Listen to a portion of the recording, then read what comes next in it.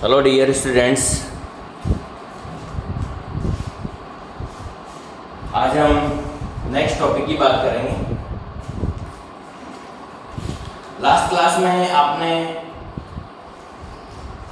Cell के structure में first चीज़ हमने पढ़ी सेल बाउंड्रीज। जब मैंने इसका क्लासिफिकेशन आपको समझाया था तो उसमें मैंने फर्स्ट पार्ट सेल बाउंड्रीज बताया था और सेल बाउंड्रीज के भी दो पार्ट अपन ने दिए थे, सेल वॉल और प्लाज्मा मेम्ब्रेन। आज हम उसके सेकंड पार्ट की बात करेंगे और सेकंड पार्ट का जो नेम होता है वो होता है साइटोप्लाज्म। साइटोप्लाज्म के अलावा एक और वर्ड हमने पढ़ा था प्रोटोप्लाज्म। ज्यादातर साइटोप्लाज्म और प्रोटोप्लाज्म में जो है बच्चों को कंफ्यूजन रहता है कि दोनों एक ही होते हैं, बट दोनों एक ही नहीं होते हैं, दोनों में कुछ डिफरेंस होता है। उस डिफरेंस की अपन बात करेंगे अभी कि क्या होता है। पहले अपन साइटोप्लाज्म की बात करते हैं। साइटोप्लाज्म जो टर्म थी वो सबसे पहले स्ट्रासबर्गर साइंटिस्ट थे, उन्होंने दी थी। और साइटोप्लाज्म जो टर्म है वो substance between plasma membrane and nuclear membrane को कहा जाता है।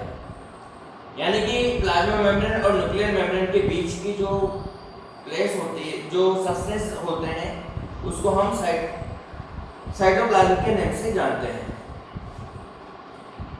Cytoplasm Strasburger.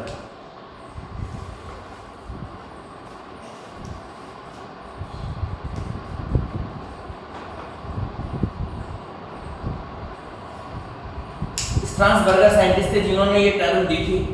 और अगर आप देखें, जैसे मान लीजिए सेल है और ये सेल का न्यूक्लियस है, ये बाहर वाली प्लाज्मा मेम्ब्रेन है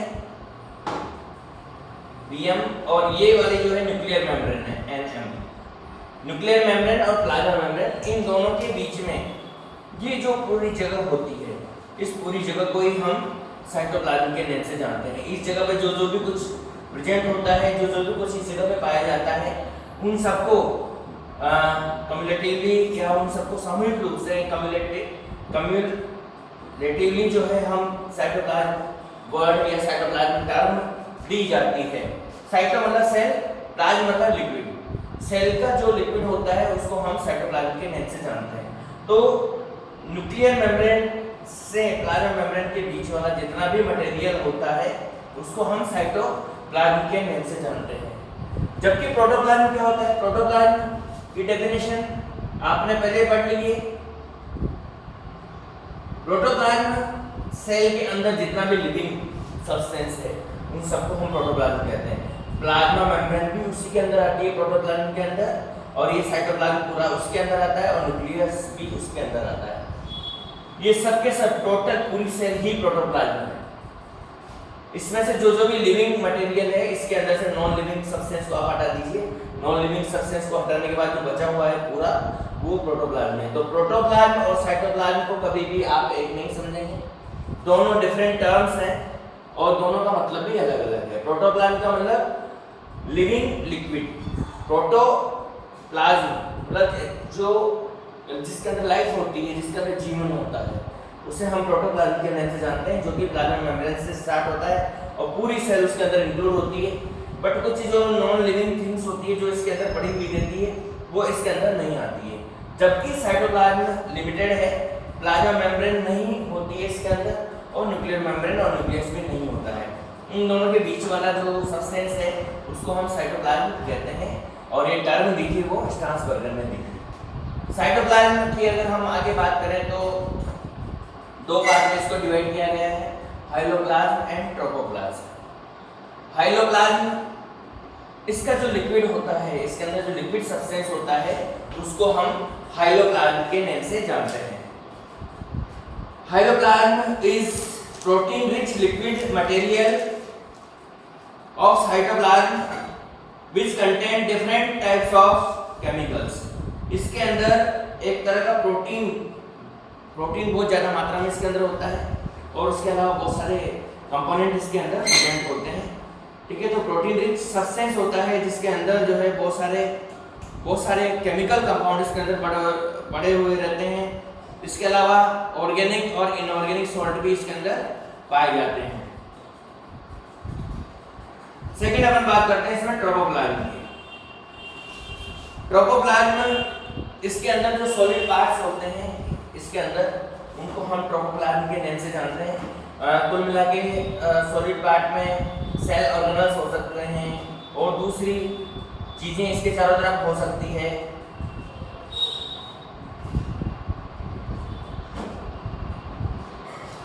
तो लिविंग और नॉन लिविंग सॉलिड पार्ट जितने भी होते हैं वो सारे जो है इसी के अंदर इंक्लूड होते हैं ट्रोपोप्लाज्म के अंदर। और इसको भी हमने ट्रोपोप्लाज्म को भी हमने 2 पार्ट में डिवाइड किया है, cell inclusions and cell organelles.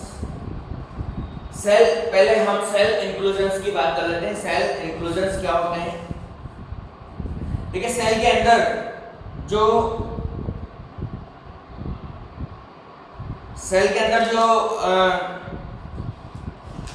Non living things होती है उनको हम सेल इंक्लूजन्स के नाम से जानते हैं।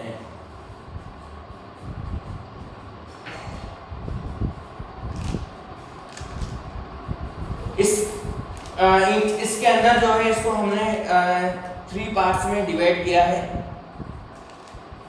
3 पार्ट में कौन कौन से पार्ट्स हैं इसके? Reserve food material, excretory food material और सेक्रेटरी फूड मटेरियल इसके अंदर आता है। तो रिजर्व के अंदर जो रिजर्व कैटेगरी है उस रिजर्व कैटेगरी के अंदर रिजर्व फूड आते हैं बेसिकली। एक्सक्रीटरी प्रोडक्ट होते हैं जो प्लांट सेल के किसी काम के नहीं होते हैं और उनको बाहर निकालना होता है और उसका वे उसमें एक जगह पे कलेक्ट कर लिए जाते हैं। फिर एक निश्चित प्रोसेस होता है, उस प्रोसेस से जो इनको बाहर निकाल दिया जाता है। और सेक्रेटरी प्रोसेस जो सेल के अंदर काम नहीं आते हैं लेकिन उस ऑर्गेनिज्म के अंदर काम आते हैं, उनको बाहर की तरफ सीक्रेट किया जाता है। सेल के अंदर काम के नहीं है लेकिन सेल के अंदर जो है बहुत काम के होते हैं, जो सीक्रेटरी प्रोडक्ट होते हैं।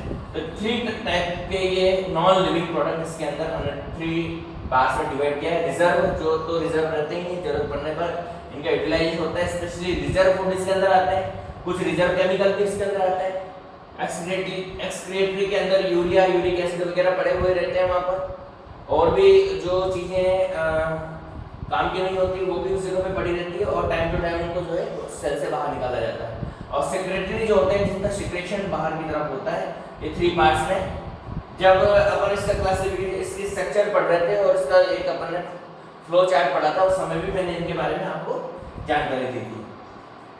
इसके बाद में अपन बात करेंगे सेल ऑर्गेनल्स की।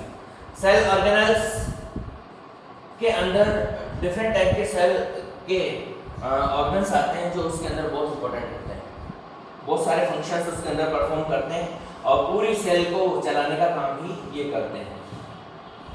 इन सेल ऑर्गन्स में mitochondria, endoplasmic reticulum, Golgi body, lysosome, plastid, centrosomes, ribosomes, microbodies, cytoskeleton, cilia, flagella and vacuole, total 11 cell organelles इसके अंदर आते हैं।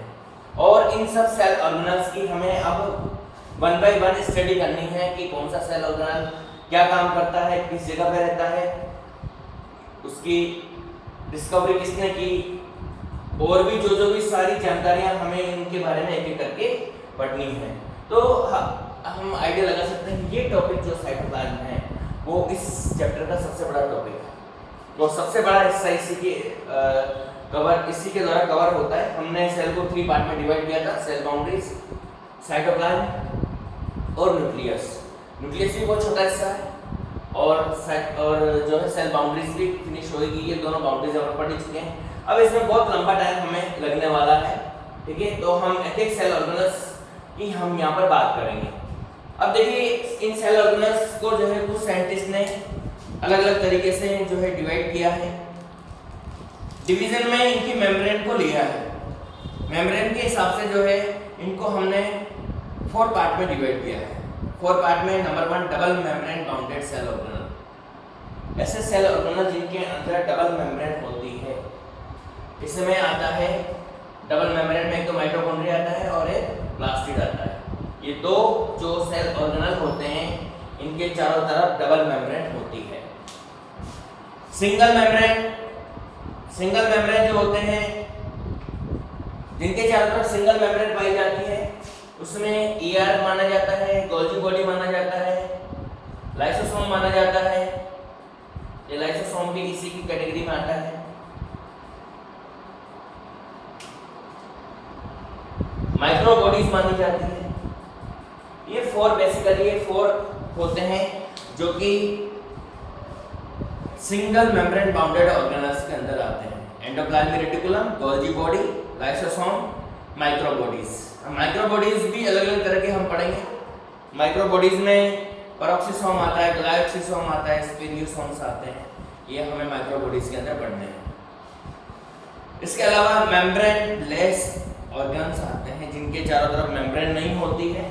जिनके चारों तरफ मेम्ब्रेन नहीं होती है उसमें दो सेल ऑर्गेनल आते हैं, तो सेंट्रोसोम आते हैं। चारों तरफ कोई मेम्ब्रेन नहीं होती है और दूसरे आते हैं राइबोसोम्स। ये दो सेल ऑर्गेनल्स मेम्ब्रेन लेस में आते हैं। और उसके अलावा कुछ ऐसी कैटेगरी आती है जिसको हम कहीं भी नहीं रखते हैं।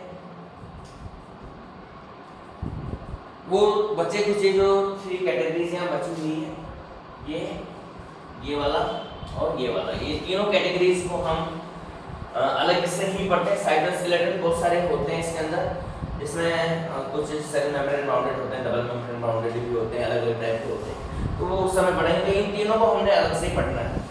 तो इस तरह से इसका जो है हम डिवीजन यहाँ पर किया हुआ है। तो सबसे पहले हम डबल मेम्ब्रेन बाउंडेड वाले सेल ऑर्गेनल के बारे में बात करेंगे, जिसमें सबसे पहले माइटोकॉन्ड्रिया और फिर प्लास्टिड की अपन बात करेंगे। तो अब हम बात करेंगे सबसे पहले माइटोकॉन्ड्रिया की।